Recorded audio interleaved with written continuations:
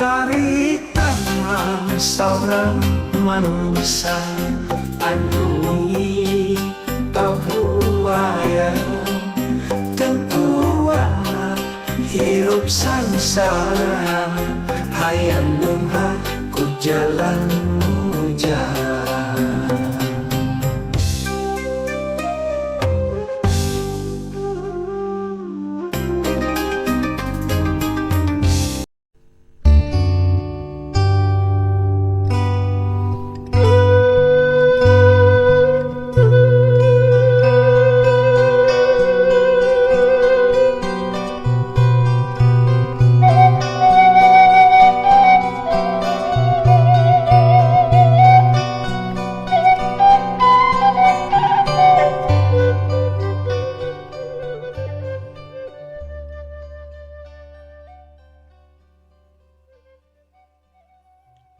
Assalamualaikum warahmatullahi wabarakatuh. Sampurasun mitra kaum dangu baraya manco mania di mana bae ayana.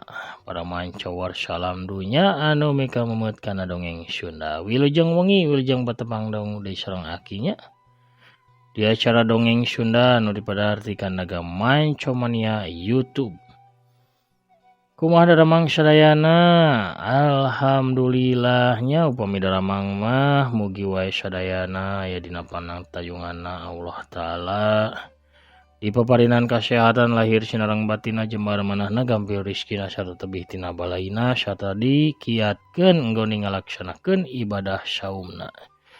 Sakadap deui pamiarsanya 10 dinten panungtung ka dinten boborannya urang ngeureuyeuh wengi ieu urang namatkeun lalakon endog wadalnya endog wadal dongeng rekan aki di depedah roge ku aki mugi katampi kalayan kabingahan tiasa janten panglipur kalbu pangobrah kana manah pangrepeh kana hate oge sasieun sabeunjeureun nya aya hikmah anu tiasa dicanak tina ieu carios pikeun pieuteungeun urang sadaya dina kumbuh hirup di alam dunia.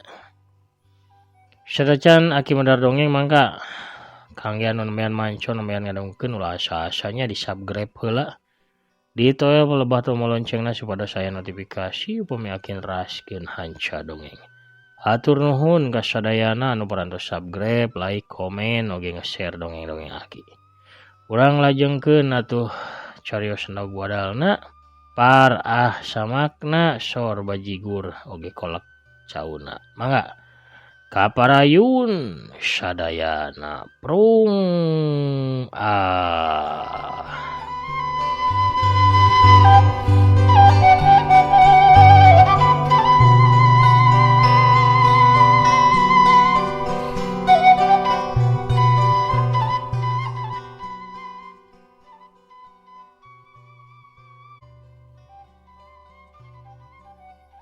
Arman dikepung wakul buaya mangap ku puluhan prajurit siluman. Arman harita ngamuk nguak ngawik kujang Kiai Samparjaput bet kaditu kadia kolebatan. Prajurit nagari Branyu Maruta harita katempo Prabu Rarubuh kasabat ku kujang pusaka di lengan Arman. Nempo anak buah nalobanu rubuh oge carem patih ganda rumah ngagero. Mundur, keun, kaula rubakan yang kayak dia budak.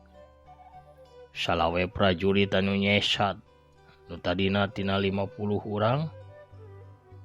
Nu harita ngepung Arman teh, kabeh mundur. Gajeleng patih ganda rumah harita ngagajleng tina tonggong kudana. Manehna langsung mesat keris nu nyelap dina cangkengna.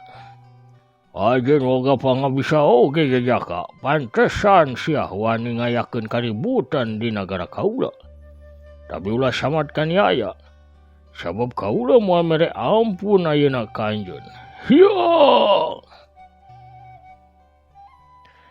Patih ganda rumah maju narajang keris hejo luk salapan, anu harita dicakalna nyorocos rek nobros kana dada kencana Arman.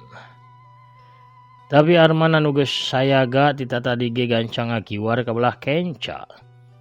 Sawaktu keris musuh liwat di sagigireunana, Arman langsung ngababadkeun kujangna ngarah kana beheungna Patih Gandaruma. Orokaya Ki Patih Nagara Siluman teh masih rancingeus. Patih Gandaruma gancang ngadengdekeun awakna pikeun nyingkahan panarajangna Arman. Hiu plos. Panarajang Arman poos. Tapi Arman gancang nyusul tepus ku tajongan suku Katuhu anu ngarah kana cangkengna Patih Gandaruma. Hiu cedak. Tajongan Arman kena pisan kana sasaranana. Tapi na Patih Gandaruma teh henteu rubuh. Awakna ngan ukur ngagigeg meueusan tuluy seak bae manehna males narajang ka Arman. Sukuna nu cebrag najong kana dada Arman. Hiu cebrod. Dayagdag bro. Arman labuh diuk. Dadana karasa nyeri sarta panas, napasna oge karasa eungap. Tapi Arman gancang hudang panonna neuteub ka arah musuhna nu ngagagak seuri. Ye siluman kuat oge awakna sigana kuat ti teungeul. Tajonganna karasa panas jeung nyeri. Geuntos Arman.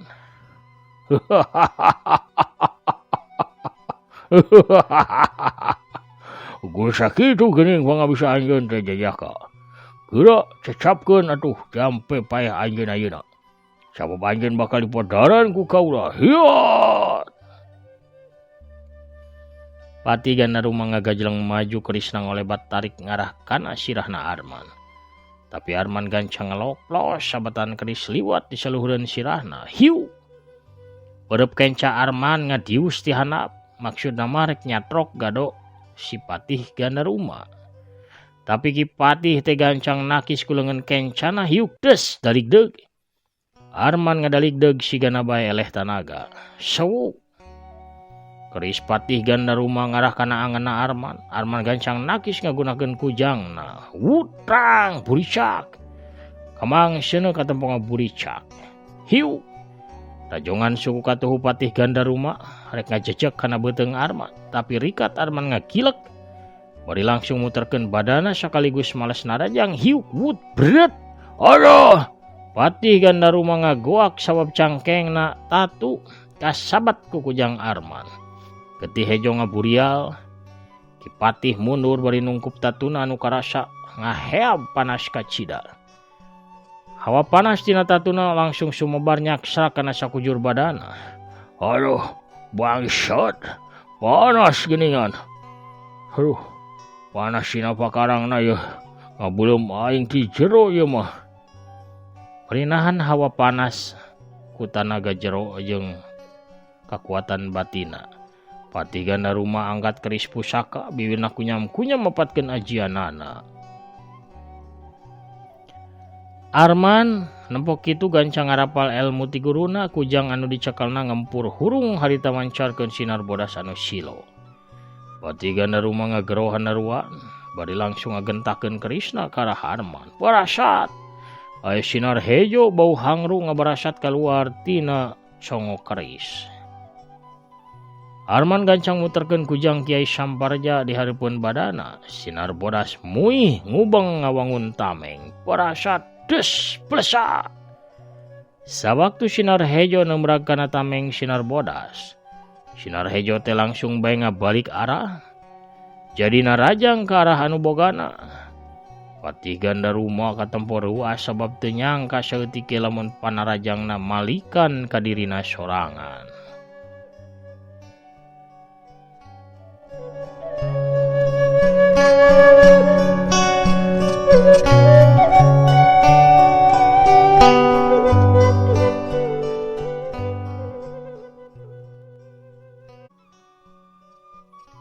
Tapi manehna gancang ngagajleng ka luhur pikeun nyalametkeun dirina. Ngan bae gerakan rada lat, sabelah sukuna masih kasabat ku sinar hejo. Wus dut bra. Dawa. Suku kenca Ki Patih Gandaruma saharita ancur paburisat jadi potongan anu laleutik. Kalayang gedebut. Patih Gandaruma tibanting labu. Sukan, maju kabeh. Podaran cacang kita jajak teh. Pati gana rumah nyorowok mere parentah ka sesa anak buahna bari jeung diuk dina taneuh sabab hese pikeun nangtung. Da puguh sukuna ka disabeula. Sedangkan harita datang deui sapasukan prajurit anu dipingpin ku Ponggawa Bajul Wulung anu jumlahna rea kacida aya kana 100 urang na leuwih. Prajurit siluman ngalet ngeungkeuy ngabandalet bari jeung susurakan gogorowokan. Paehan cenah da jajaka manusia teh podaran eta budak teh. Oh, urang sasaak euy. Pati ganda rumah atuh gede hate. Manehna maksakeun nangtung bari jeung nyekelan kana tangkal di sisi jalan ge. Hayo kabeh maju, hayo. Nampa pasukan musuh beuki ngalobaan bae Arman gancang nyelapkeun kujang kana cangkengna. Arman ngagerendeng babacaan maca surah Al-Jin.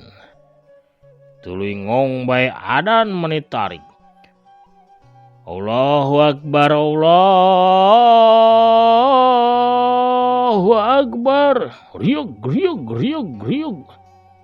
Eta sewaktu Arman adan, bumi langsung ngadadak ngarieg ingeung tarik. Lini badag kacida ngadadak datang, seur gelebug. Angin niup tarik pisan, tatangkalan ting palanod ka kabulu mulak. Langit tuluy ngadadak angkeb. Gelap ngadadak ting torelap di jomantara di susu ngaguruhna sora guludug anu pasusul-susul. Hayaan jadi pikasieun, pikageumeun kawas anu rek kiamat. Arman terus adan teu malire kana kayaan di sabeudeureunnana, taneuh beuki ingeung malah barulah ka ditu ka dieu. Bros, taneuh ngewag mani lega neureuy para prajurit anu rek ngepung ka Arman. Kayaan jadi kaweur para prajurit pahibu teu lompatan nyalametkeun dirina sewang-sewangan tapi loba nu teu salamet. Kabeh bras-bros ka jero taneuh oge aya nu katinggang ku tatangkalan anu rarubuh. Heureun, jayaka. Heureun. Pati ganda rumah ngagorowok bari muntang ku sabelah leungeun sedengkeun leungeun kencana ungkupan ceulina. Tapi Arman teu malire kana gorowokna eta patih. Manehna terus bae adan malah beuki narikan.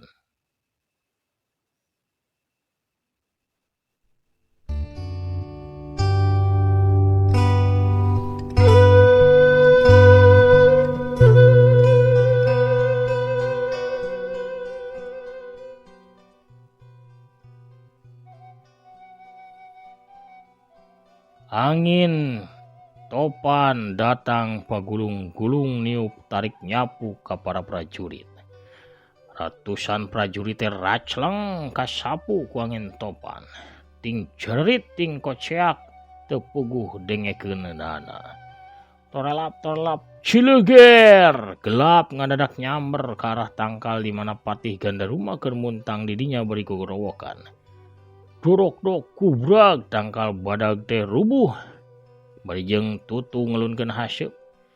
Pati ganda rumana atuh milu ka samar gelap awakna geheng ngelunkeun haseup oge jaba katindihan pisan ku tangkal anu batangna sagede beuteung munding.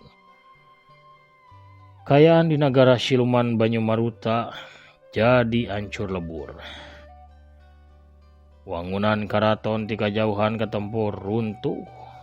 Hateupna kahuru ku seureu. Sanggeusna 2 kali kasamar ku guludug. Itu oge alun-alunna awut-awutan. Taneuh barulah sawareh barolong. Sanggeus rengse adan Arman teh gancang malik karah gapura tapel wates. Nu katempo ukur hideung poek mongkleng cara tadi. Bismillahirrahmanirrahim. Mugi Gusti nang tayungan ka diri abdi. Gajeleng Arman hari tengah gajeleng ka satukangan gapura anu poek mongkleng. Kejebur krelep. Arman teh ngarasakeun awakna asup.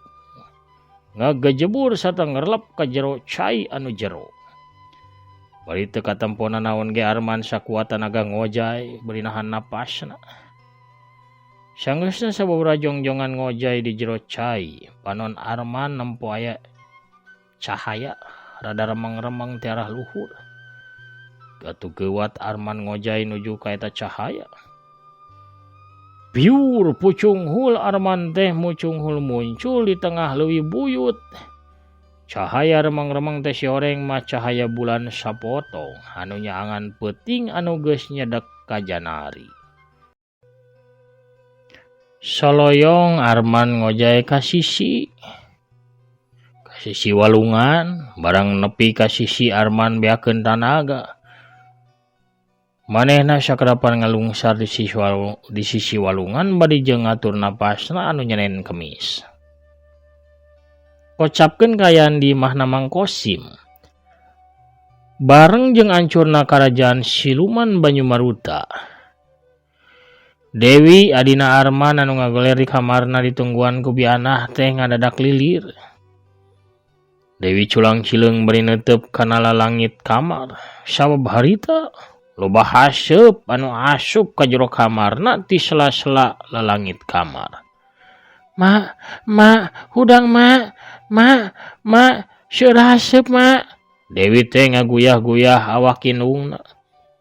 Bianah anu ngagoler sisieun Dewi harita ngorejat hudang. Culang cileung sakeudeung. Wi, geuningan hidup geus sadar. Alhamdulillah Gusti. Geuning loba haseup kieu wi. Haseup teh beuki mulak minuhan kamar hawa panas oge karasa nyongkab. Aduh, buah-buah kahuruan imah teh. Nyai, hayu gancang keluar Nyai, hayu. Biana cewang bari ti buburanjat turun ti ranjang. Ngajewang Dewi maksudna. Tuluy gancang dibawa keluar ti jero kamar. Usra, hudang usra. Ieu, kahuruan imah sro. Biana nepakan usra anu harita keur kerek nyegrek ngabaheuhai diuk dina kursi di patangahan imah. Atuh saharita usra teh ngorejat. Aya naon kan? Aya naon ieu teh? Saha anu kasurupan kan? Lainna kasurupan ieu, tapi imah kahuruan gancang keluar. Haseup beuki mulak. Hawa karasa panas bianah Dewi jeung usra gancang lalumpatan keluar ti jero imah. Bener bae sawaktu geus aya di pakarangan. Geuningan imah teh kahuruan. Suhunan imah geus kahuru ku seuneu mani ngabebelah. Ngaduruk seuneu nu ngabebelah teh ngaduruk imah Mang Kosim. Bianah rek lumpat di ka jero imah, maksudna bianah marek nyelametkeun duit jeung perhiasan anu disimpen dina lomari, tapi gancang ditewak ku usra. Ulah juragan ulah nekat itu. Bahaya tinggal tuh. Seuneuna tos kahandap. Cek usra bari tutunjuk ka arah imah. Bener bae harita seuneu teh geus ngabeuleum kana jandela jeung panto. Pamohalan pikeun bianah atawa saha bae oge norobos abus ka jero deui. Kusawab imah bisa iraha bae runtuh. Oge jalana eueuh da puguh kahalang ku seuneu. Bianah jeung Dewi tarik ku usra pikeun ngajauhan ti imah. Sabab hawa beuki karasa panas. Tulung, tatangga yo kahuruan tulung. Usra teh gogorowokan. Sedangkan bianah mah ngudupruk turna karasa leuleus. Dewi ukur molohok nyaksian imah kolotna anu ludes ku seuneu. Keur kitu torojol Arman datang bari sakujur badana basuh rancucut.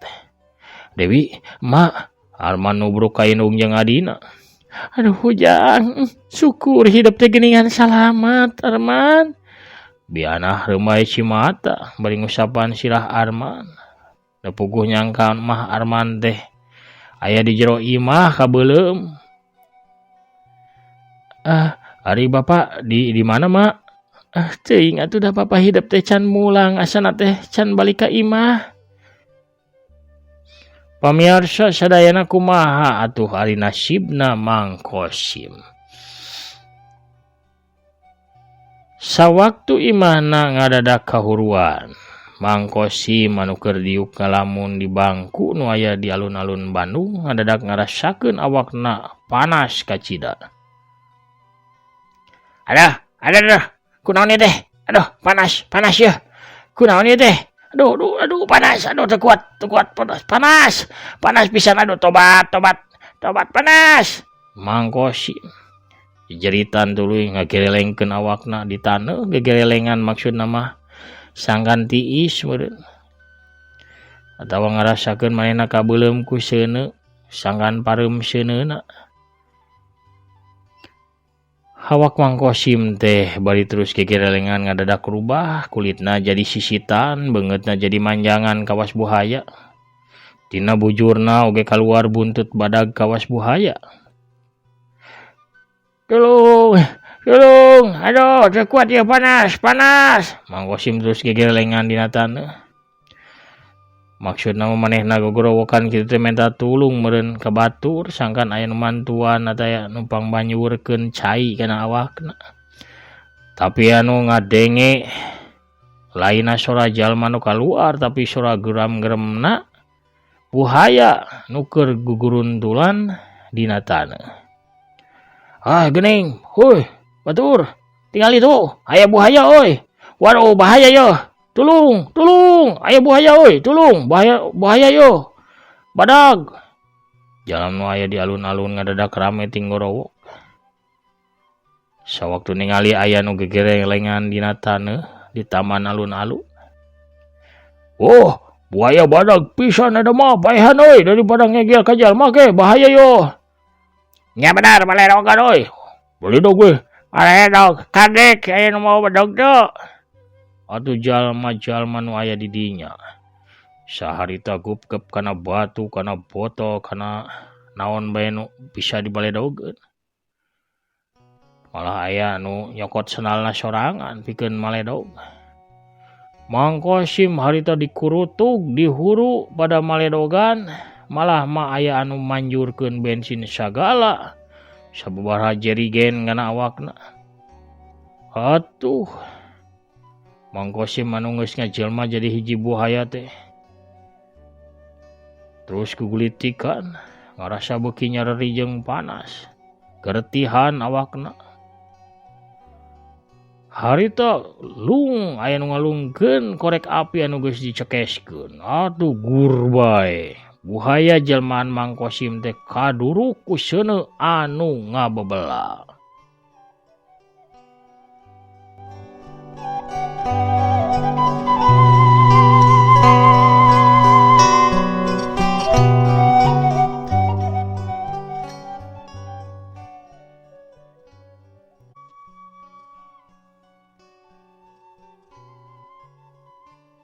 Mang Kosim gogorowokan minta tulung tapi nu kadenge ku batur sora buhaya anu guram-gerem keur sakarat. Akhirna mah lalakon hirup Mang Kosim teh tamat tepi kadinya. Awakna nu geus rubah wujud teh geheng kabeulem ku seuneu. Bareng jeung musnahna sakabeh harta kakayaanana anu oge beak kabeulem seuneu. Mang Kosim teu pernah mulang ka imahna. Kubianah jeung anak-anakna Mang Kosim teh geus disangka kabur. Kusabab era meureun kana kalakuanna sorangan anu katohian muhit ka siluman. 2 tahun ti harita, Arman ngadahup ka Neng Arum bebenena. Rumah tanggana atuh ayem tentrem tepi ka boga budak sajodo. Salian jadi patani Arman oge harita ngadegkeun paguron di lembur Sugih Mukti. Ngabagi ilmu jeung pangabisana pikeun kamaslahatan warga di sabudeureunana. Pamirsa sadayana, lalakon nog wadal tamat dugi ka dieu. Hatur nuhun kasadayana anu parantos satya manco satya ngadangkeun oge ngarojong kana pedaran-pedaran dongeng Aki. Aki minangka anu ngadongengnya. Nyuhunkeun dihapunten bilih seueur keneh kakirangan nggoning medarieu carios.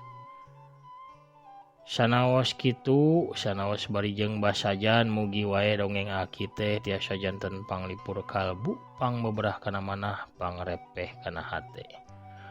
Oge sasiereun sabeunjeureun tiasa aya dicanak kasayanana nya nu awonna mah atuh eta mah kalepatan aki.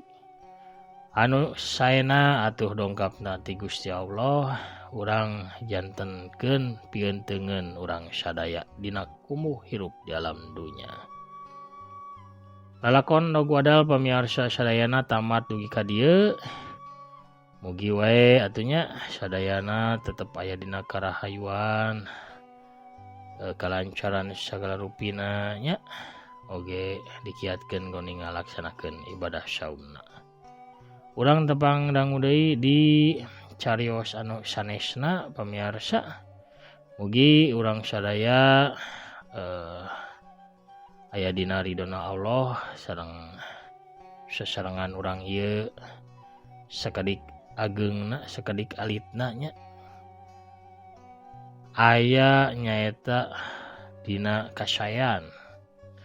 Aya nilai ibadahna panginten kitu pamiarsa. Amin ya robbal alamin. Sakitu heula panginten anu kapihatur pamiarsa, Dog Wadal tamat dugi ka dieu. Aki amit mungkur heula.